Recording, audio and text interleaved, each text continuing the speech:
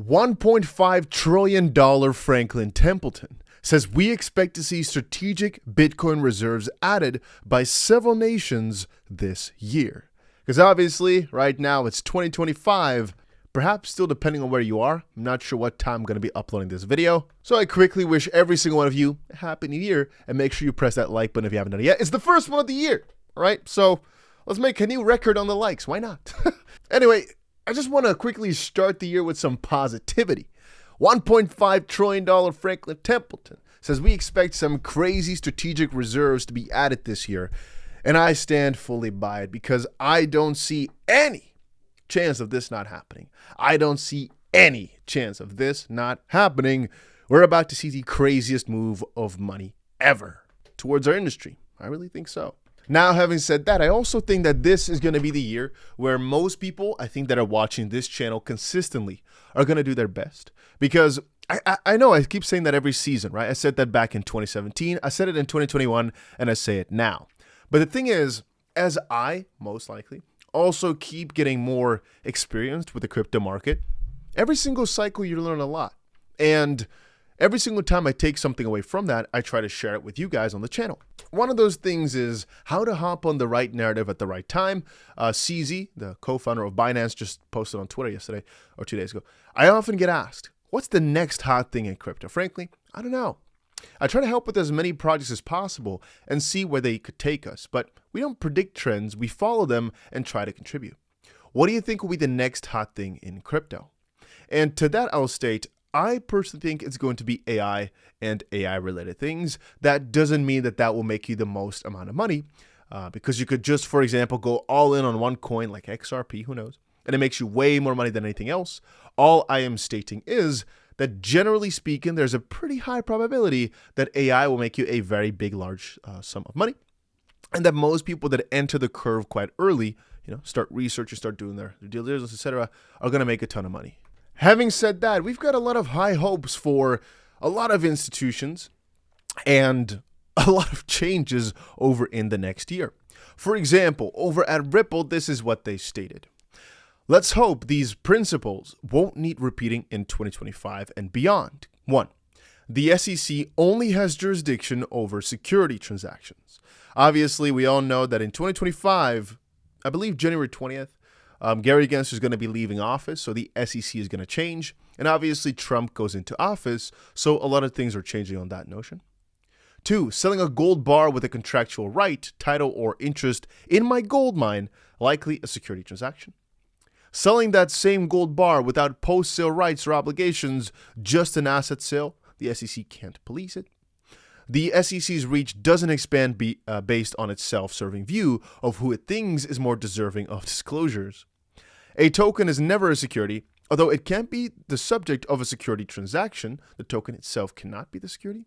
And the notion that a token can evolve from a security to a non-security is a made-up fallacy with no footing in the law. So hopefully, that's going to change as the 2025 season opens up. Now, there was some drama within the XRP community quite recently, though. And that was because, let's quickly go through the thread, I guess, right? So, a little while back, there's a little video posted of Charles Gasparino with some eyes on it. Well, John said, hate him or love him, it's a fact. Early on, Charles, with help from 𝗲𝗏𝗏𝗏, was the only mainstream journalist who reported on the regulatory overreach by the SEC in the Ripple case. A response to that, because they were. Right? A response to that was, oh, he was kind of good until he wasn't, which made him lose all credibility. And as a response, he said, well, the Torres XRP ruling was dumb. Can't have a lower disclosure standard for retail. In my honest opinion, it gets overturned if the SEC under Trump keeps that case going, and that's still a question. So be prepared and don't shoot the messenger, dummies. And this is where things get kind of interesting. At the start, he was like a hero within the XRP community because he dared to talk about things which most other reporters didn't want to do. And I can still, from a certain perspective, see him as that because it takes some courage to cover these topics. The opposite side now is he turned quite pessimistic and against it. Some people wonder, why exactly did that happen? Why did he turn so against this all? Was that because of a real reason? Did he just start hating it?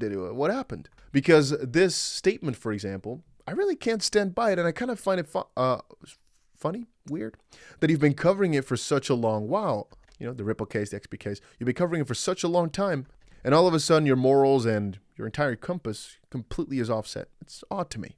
Then again, people change their minds, true, but this is still very odd to me. Now, before we move on, here's something rather interesting I want to quickly talk about that is called OpMentis. So the idea is that they're bridging decentralized science and AI. And you can basically earn their token OPM or OPM with your computing power for scientific breakthroughs. If you go over to the website, you can actually press the launch app button and it looks like this. Anyway, I quickly connected my wallet and here's what it's looking like right now. But I believe they just launched these features yesterday, or at least the full functionality of it. Or perhaps not the full app, but specifically just this analytics lab. But you can click on it for yourself and kind of see what it's all about. But those are saying coming soon. Anyway, as you click through it, you have to basically press the tutorial to see what it's all about. Anyway, but this is mostly about just jailbreaking a food bot. But if you think about it, the idea is quite cool. Regardless, that's not all they do. If we go over to the DeSci section on their website, you can see that they already have a working DeSci product right now. As you can see, they're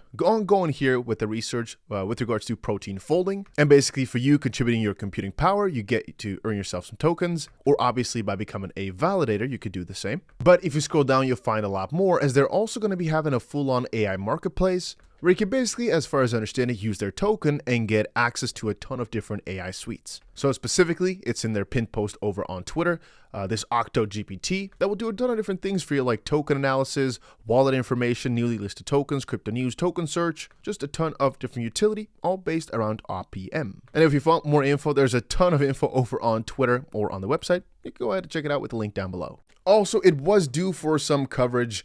We've stated it a while back, but it seems that every single time after MicroStrategy announces that they bought some Bitcoin, the price goes down. It's kind of funny, but perhaps there's literally some good trade to be made there around that, because just again, a few days ago, they announced that they were buying, and instantly the price dropped a few percent.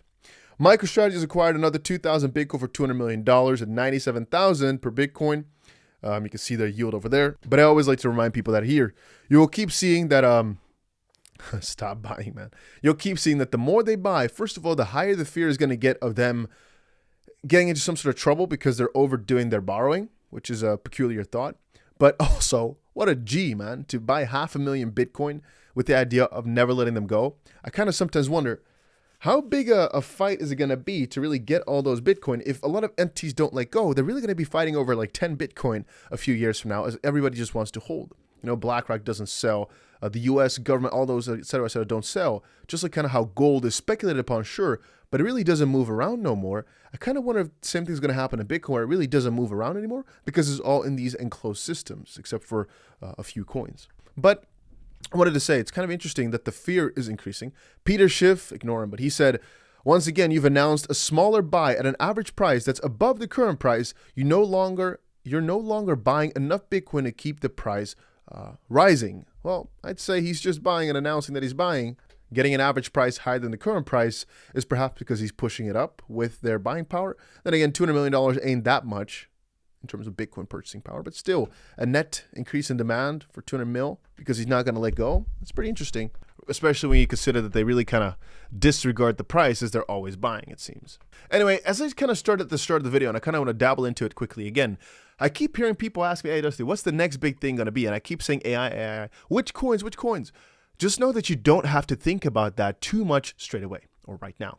It's mostly going to be important as we get closer and closer to, let's just call it the phase. Let's just call it the phase where coins pop off. Right now, for example, it's kind of like a boring market. A lot of coins are going down. It's not so interesting to start going for all these risky plays. Soon enough, though, you'll see again that I'm making a lot of videos of top coins, top this, top that. It's because they won't be able to be stopped.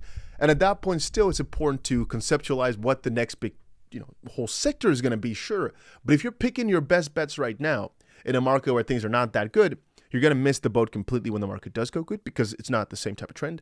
Right now, though, I stated a few coins that we expected to do pretty well, Fartcoin, Virtual, some AI coins in that sector, and they are doing pretty good. But I still think that right now it's just a little bit of a wishy-washy until Bitcoin starts finally moving up again and it drags altcoins with it. So for the most part, it's just waiting territory. But hey, guys, I just want to quickly share all that. I wanted to wish you all a happy new year. A lot of cool videos are going to be coming very soon. Right now, we're just in sideways market, though. If you also want to trade, I've got a couple of links to that down below where you can also trade crypto. And I'd say that's about it for this little crypto update.